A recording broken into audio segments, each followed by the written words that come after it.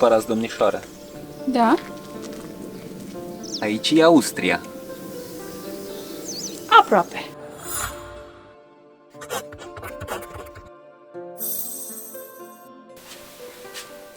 Bine ați venit într-un colț de rai, am putea spune. Astăzi o să facem câteva lucruri foarte interesante. De fapt, în vlogul acesta veți vedea câteva experiențe inedite din România pe care noi considerăm că merită să le încercați și noi le încercăm pentru prima dată și ni se par incredibile. Am ajuns într-un loc care se numește Casa Noua. O să vă facem o prezentare mai pe larg mâine dimineață, însă acum o să ne pregătească Stelian, pe care îl veți cunoaște în cele ce urmează, o cină ayurvedică specială. Avem așa un șef, dar o să-l cunoașteți imediat. Haideți să mergem! Ce îmi poți spune despre ciupercile astea, Stelian? Că eu nu am mai văzut așa ciuperci în viața mea. Păi nu ai văzut pentru că nu le găsim foarte des în România. Sunt niște ciuperci relativ scumpe, care de obicei se folosesc în restaurante de top. Sincer, nu știu care ar fi traducerea în română. În engleză sunt King Oysters. Chiar n-am apucat să caut dacă au denumire în limba noastră. Și sunt niște ciuperci mai speciale, foarte gustoase, relativ apropiate de hrib, dar nu neapărat au gustul respectiv. Și sunt foarte fine, foarte plăcute.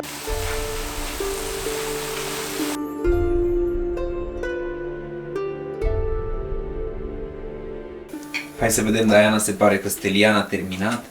Da, ne-am pregătit aici masa tuturor, arată foarte bine. Avem aici un stir fry cu tofu, King Oysters, ați văzut, v-a explicat el mai bine tot ce are. Și haideți să vedem ce gust are înainte de toate. Toată lumea se uită la mine, voi nu vedeți?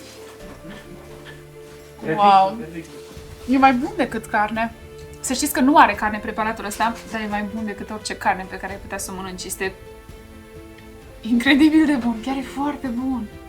Anca este partenera lui Stelian și Anca practică și yoga. Așa că dacă veniți în zona asta Richiș-Biertan, o veți putea întâmpina și puteți să faceți clase de yoga. Sau chiar faci și online. Deci faceți și online. Și online și cel mai fain ar fi în natură, aici pe un deal, undeva pe iarbă, direct.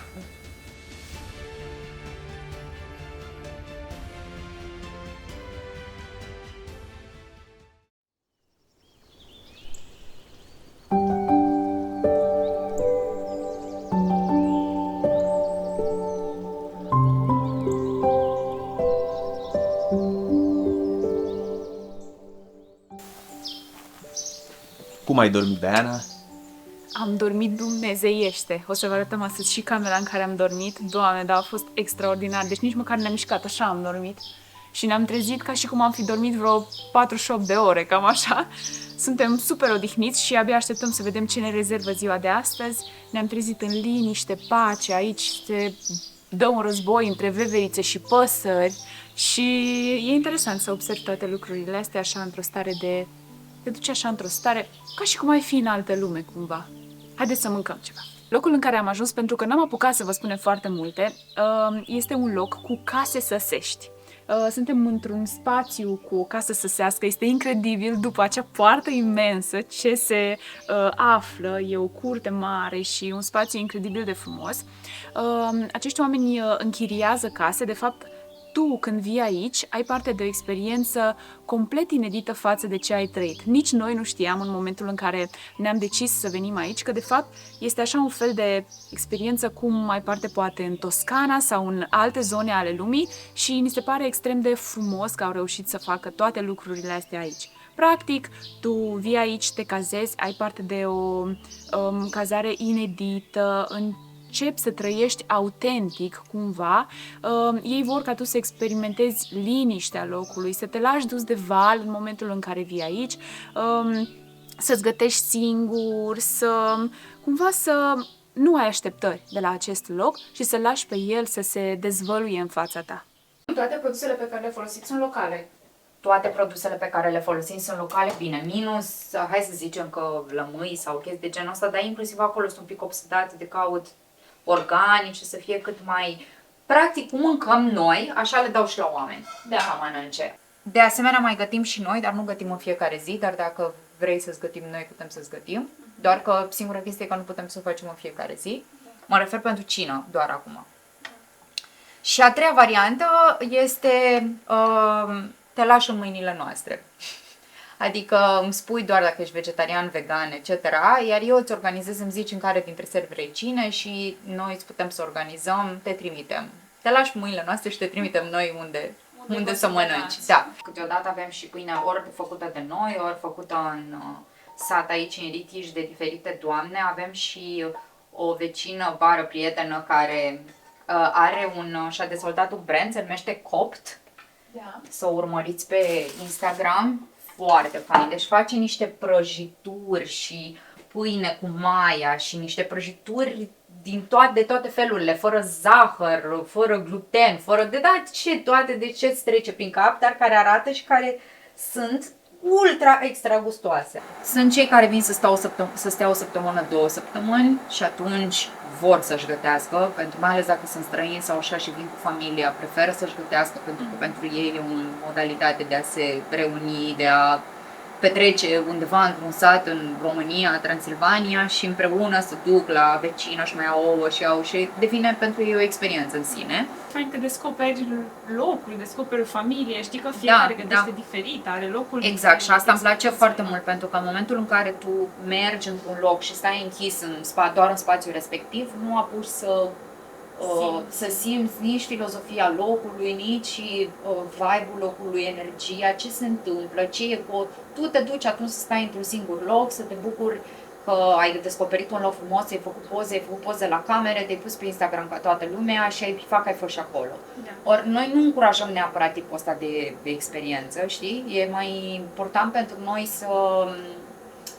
să simți ce e cu spațiul ăsta, ce e cu locul ăsta. Și spațiul ăsta, adică ce avem noi aici, este într-un spațiu mai mare, și anume în satul Richiș. Și satul Richiș e într-un spațiu și mai mare, și anume Comuna Birtan. Și apoi Comuna Birtan este în colinele Transilvaniei și, ok, asta ar fi ca maxim cât poți să te întinzi într-o săptămână, 2, pentru că sunt de multe lucruri de făcut încât nu e, adică sunt 2 săptămâni în care oamenii stau aici și nu știu când zboară timpul, efectiv.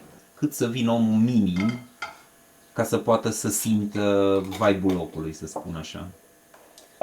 Dacă nu ai timp suficient, să spun, la dispoziție, adică nu-ți permite, nu știu, munca sau așa mai departe, măcar 5 zile. Deci ăsta ar fi un timp minim ca să simți într-adevăr, să nu spui că ai venit, ai plecat, ai bifat. Exact, da.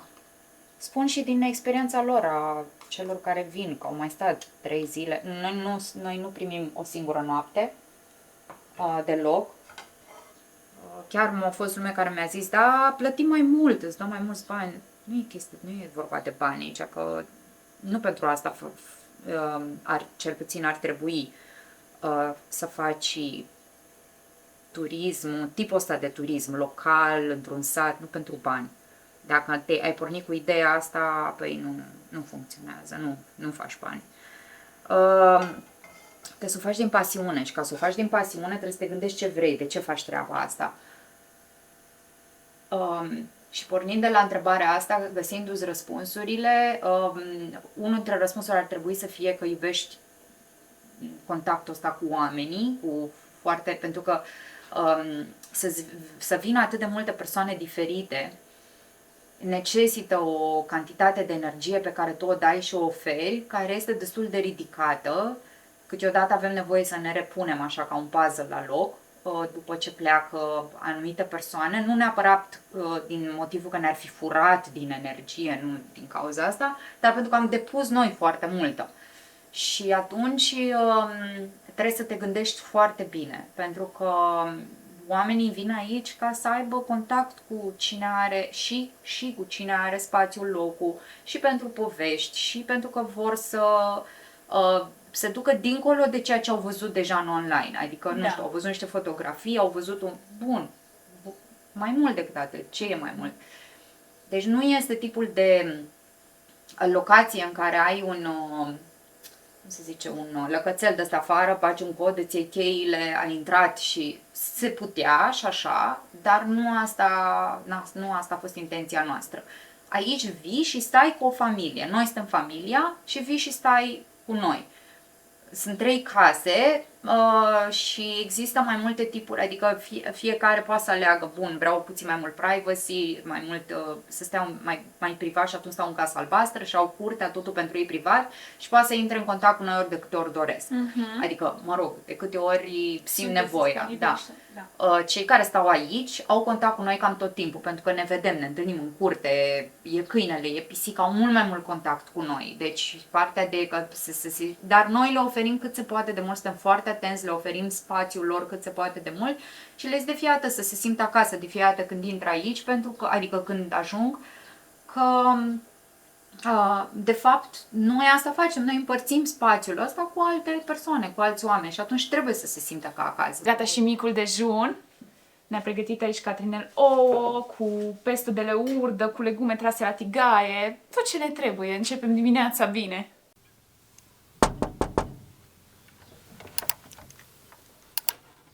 Bine ați venit în căsuța noastră pentru 2 nopți. Aceasta ne-a fost casă, ne-am odihnit aici extraordinar, după cum v-am spus mai devreme.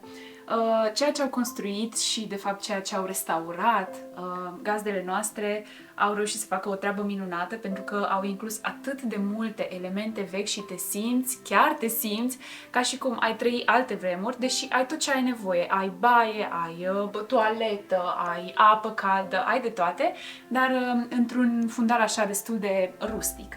Aceasta este camera noastră, după cum vedeți sunt tot felul de elemente tradiționale. Podeaua, tocmai am aflat că este o podea veche de la prima dată de când a fost construită casa, are aproximativ 200 de ani.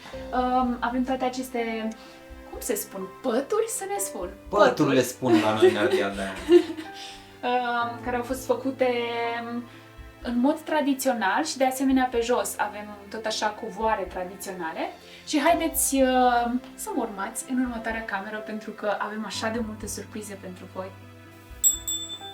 Aici se face turismul într-un mod poate cum nu am mai văzut niciodată în România, pentru că toate aceste construcții au fost restaurate și locul în care stăm aici, practic proprietarul acestui loc, este chiar un saș care a trebuit să părăsească țara și s-a reîntors pe aceste meleaguri în satul lui natal și a încercat să readucă tradiționalul din locuri, după cum puteți vedea și voi.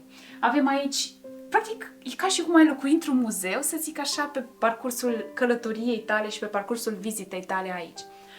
Sunt tot felul de elemente pe care ei au încercat să le readucă din tot felul de locuri, ba din vecinătate, ba din locuri mai îndepărtate. Oamenii și-au donat aici tablouri, poze, de asemenea ai tot felul de elemente naturale, poate refăcute sau mai există încă meșteșugari care fac anumite sobe, de exemplu, sau elemente din bucătărie sau elemente din lemn, de ce nu? Chiar ne-a spus Catrinel că paturile de aici se fac de un meșteșugar local.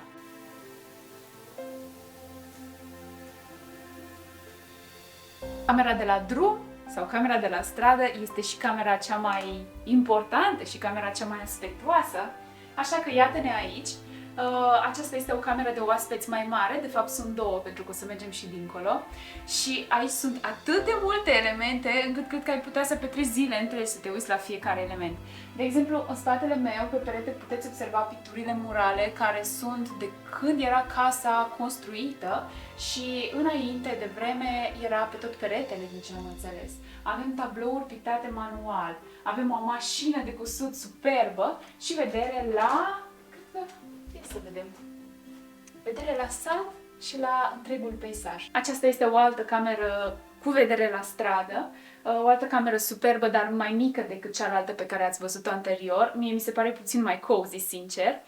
Toată perioada asta în care am stat aici ne-a dat așa un fel de liniște, pentru că, pe lângă faptul că locul ca atare este minunat, dar și oamenii sunt deosebiți și atunci cumva e o întreagă experiență și într-adevăr înțeleg că asta vor să transmită oaspeților pe care îi au, o experiență cu de toate, practic și cina, dacă îți dorești să o iei, poți să o iei la persoane din sat, poți să o iei chiar și aici, poți să iei tu preparate și să îți pregătești, pentru că au o bucătărie pentru oaspeți în care tu îți poți pregăti orice dorești. dorești, deci poți să te duci la vecina să iei ouă, să iei niște ceapă verde, eu știu ce mai iei și apoi te duci și îți pregătești propriul mic dejun ca să simți că faci parte din locul ăsta. Uitați ce port tradițional, superb, e chiar o piesă de muzeu, aș putea spune, pentru că este foarte veche și este atât de frumoasă și culorile și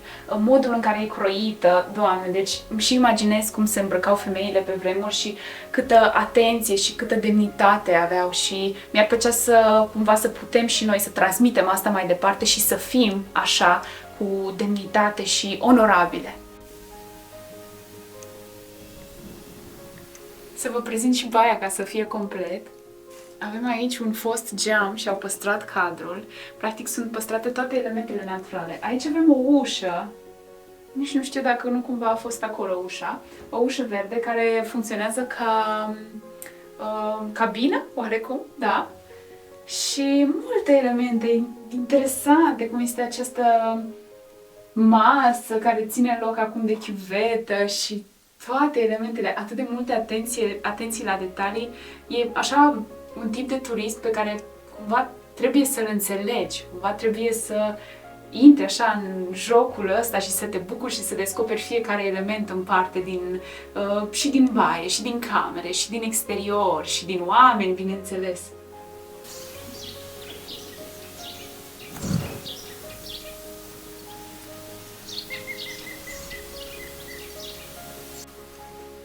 Te-am văzut de pe geam, Diana, spune-mi ce ai descoperit aici. Cred că ăsta e spațiul meu favorit oficial, pentru că e atât de frumoasă bucătăria asta și blatul și modul în care este organizată.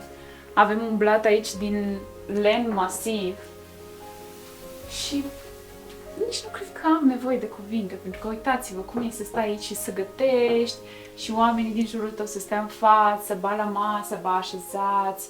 Este aici și o sobă să te poți încălzi dacă e răcoare și plus că de aici chiar ai priveliște asupra grădinii.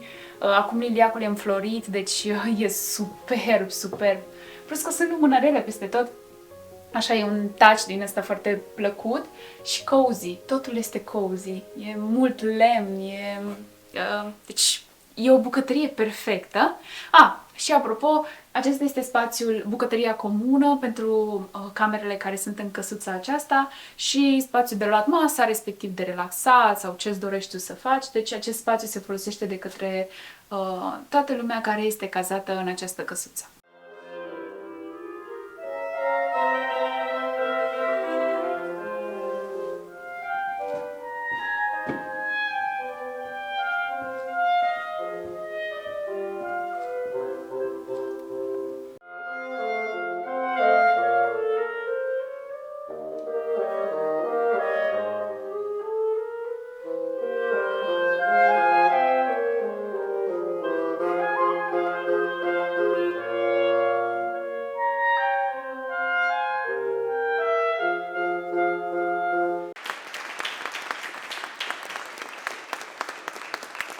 După cum ați văzut, am participat și la un concert care a fost extraordinar.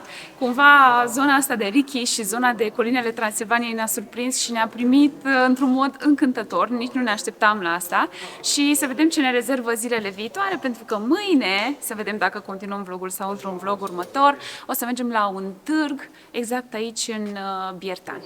Ne aflăm în biserica din Richiș și în seara aceasta a avut loc un concert aici, un concert de muzică clasică, de muzică de cameră, susținut de trio Greluș și acest concert face parte dintr-un proiect care se numește Open Air Classics, pe care Asociația Florescu Fernandez and Friends organizează în Sibiu. Acest proiect a fost cofinanțat și de AFCN.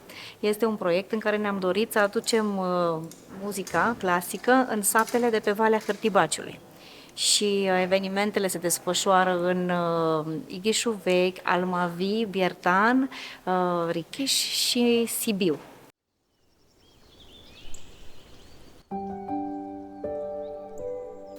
Cu părere de rău, astăzi părăsim casa nouă, dar înainte să o părăsim o să vă arătăm un loc secret pe care l-am descoperit zilele trecute și o să intrăm într-o altă lume, într-o altă casă de aici. Cum se deschide?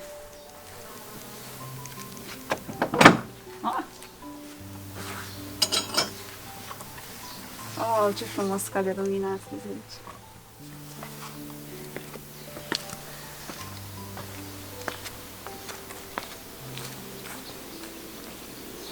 Ne aflăm în Casa Verde, contrar așteptărilor, însă fațada este verde. Acesta este o altă căsuță sau cameră pe care le puteți închiria de la Paul și Catrinel și este superb.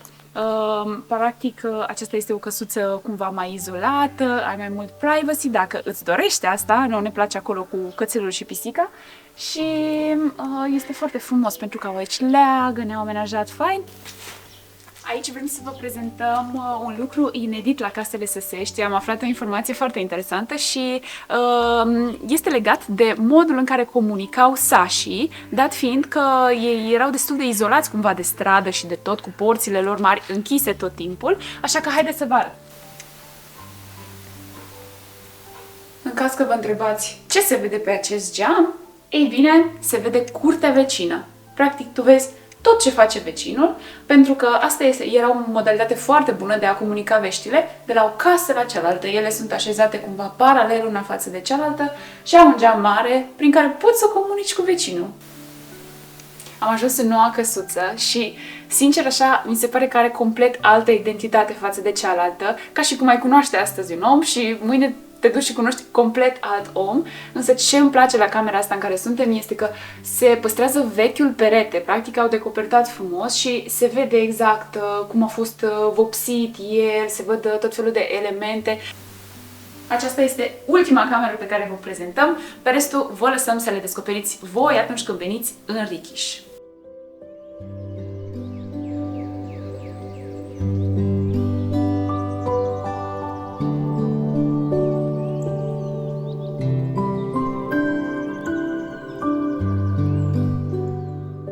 Cam despre asta a fost experiența noastră la Casa Noua din Richiș. Pentru noi a fost așa mai mult o experiență, să spun, decât o cazare și vă recomandăm să veniți și voi, să simțiți pe pielea voastră și să vă dați seama despre ce e vorba mai exact aici. Pe Paul și pe Catrinel îi puteți găsi pe Airbnb, dar noi vă recomandăm să luați legătura direct cu ei. Îi puteți găsi și pe Instagram, de asemenea căutați Casa Noua și puteți să luați legătura direct cu ei. Acolo veți găsi contactul lor, le scrieți, le spuneți ce anume v-ați dori, iar ei o să vină către voi cu o ofertă personalizată, să-i spun așa. Lucrurile sunt extraordinare, merită din tot sufletul, vă recomandăm să stați cât mai multe zile pentru că vi se vor întâmpla niște lucruri la care nu vă așteptați. Deci asta ni s-a spus și nouă, exact asta ni s-a întâmplat. Așa că nu ezitați să vizitați această zonă și tot ceea ce înseamnă satele Săsești de pe colinele Transilvaniei. Cam acesta a fost vlogul nostru de astăzi. Urmează să mergem la un târg local care se află chiar în satul de lângă și vă luăm bineînțeles cu noi, dar veți afla cum este acolo într-un vlog următor. Până data viitoare, nu uitați un share, un like și bineînțeles subscribe canalului nostru.